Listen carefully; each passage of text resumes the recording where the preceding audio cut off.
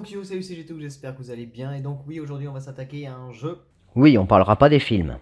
Bon, vu l'intro et le fond d'écran, je pense que vous savez de quoi on va parler. Tu vas faire des potions peut-être. Ouais, on va dire ça. Let's go. Donc Harry Potter à l'école des sorciers, premier épisode de la série qui est sorti sur plusieurs plateformes entre 2001 et 2003. Donc il y a eu la GameCube, la PlayStation 1, la PlayStation 2, la Game Boy Advance, la Game Boy Color, la Xbox et le PC. Le jeu est basé sur l'intrigue du premier roman de la série des Harry Potter écrit par J.K. Rowling et suit la trame du film adapté de ce roman d'ailleurs. On fait donc notre entrée à Poudlard sous les traits d'un Harry Potter encore novice en matière de sorcellerie. C'est un jeu en quelque sorte, c'est une année d'apprentissage au cours de laquelle on découvre peu à peu le fonctionnement de l'école, les sortilèges qui nous permettront donc de progresser au fil de l'aventure.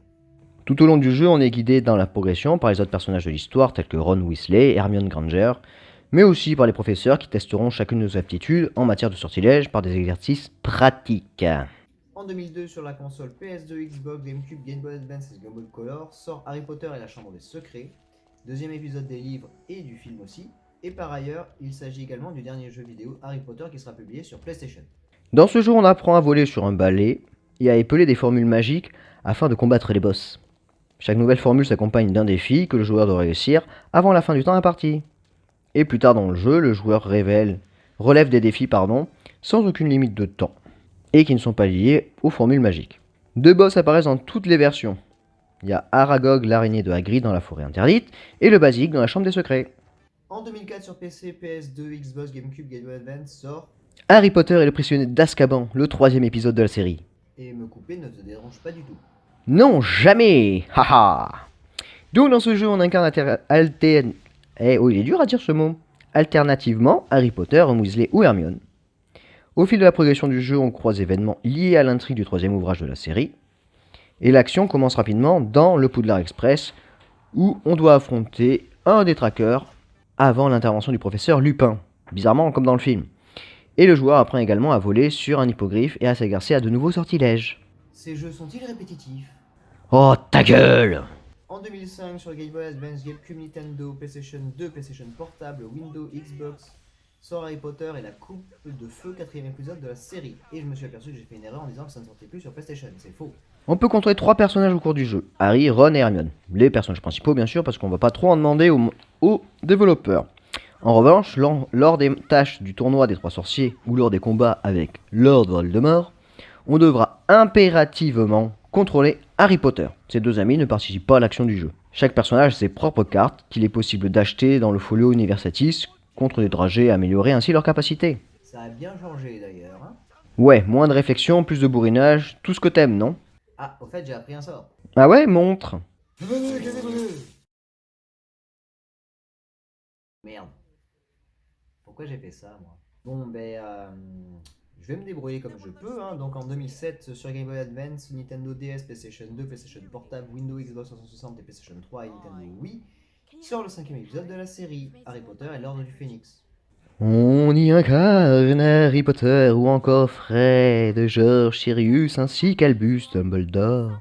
Quand l'intrigue l'oblige et doit résoudre les énigmes en rapport avec l'histoire du livre et du film, jusqu'à l'affrontement final avec Voldemort. Harry Potter et l'Ordre du Phénix est le premier jeu vidéo de la franchise Harry Potter à proposer un doublage des personnages virtuels par les interprètes respectifs du film, à quelques exceptions notables, comme Harry Potter, doublé par Adam Sopp, et Hermione Granger, doublée par Harper Marshall.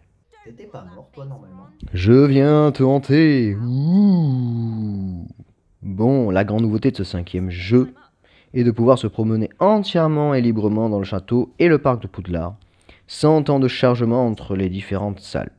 Pour ne pas se perdre, on a la possibilité d'utiliser la carte du maraudeur qui va nous permettre d'être guidés dans l'enceinte du château pour rejoindre un lieu ou un personnage précis. Mais je suis sûr que je t'avais eu. Intriguant. En juillet 2009, sur Nintendo DS, PlayStation 2, PlayStation Portable, Windows, Xbox 360, PS3, Nintendo Wii, sort Harry Potter et le prince de sang mêlé. Non? Je passe à travers toi. Ne me touche pas, dégage! Bon, comme dans le livre du même nom, le scénario de ce volet revient sur les aventures de Harry Potter dans la sixième année à Poudlard, déjà. Au début du jeu, on y incarne donc Harry Potter lors d'un entraînement de Quidditch dans la maison de son meilleur ami Ron Weasley. Pendant le jeu, on assiste à sa scolarité, sa nouvelle rentrée à l'école, mais aussi les avancées des relations amoureuses de Harry et Ron. On découvre de nouveaux professeurs, de nouvelles potions. Le professeur Slughorn, c'est leur nouveau personnage, qui semble avoir beaucoup d'intérêt pour les élèves naturellement doués ou célèbres. Pendant les cours, Harry Potter trouve un manuel de potions de magie ayant appartenu à un personnage se faisant appeler le prince de sang mêlé.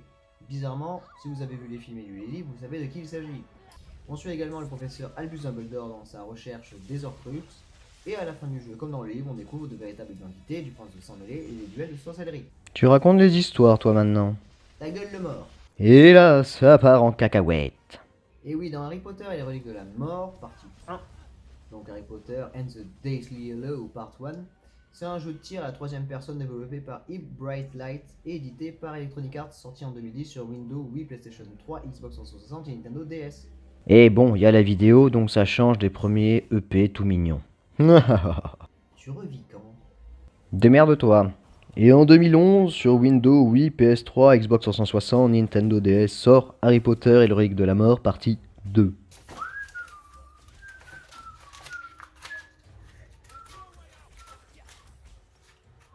Ah, c'est bon, ça y est, j'ai trouvé. Alors, takadikadoum. Ah, oui, je cherchais un sort pour le faire revivre, donc je crois que j'ai trouvé. Oui, bah ce jeu ressemble aussi au précédent, hein. Donc bon. Alors attends, bouge pas, je cherche. Je vais tester ça. Ok. Eh bien merci, j'ai repris des couleurs. Ah, je suis rassuré, tu seras encore là pour les prochains épisodes. Bon, en tout cas, on a parlé que des jeux principaux et pas des jeux secondaires qui sont sortis sur les autres plateformes, bien sûr, parce que c'était un petit peu long et puis on a fait au plus court. Oui, et j'espère que ça vous a plu, parce que je veux pas mourir à nouveau, moi quand même, hein. Oui, bon, c'est une erreur de ma part. Bon, en tout cas, j'espère, comme il a dit, j'espère que ça vous a plu. Donc sur ce, moi je vous fais des gros bisous, un gros peace et je vous dis à la prochaine. Tchou!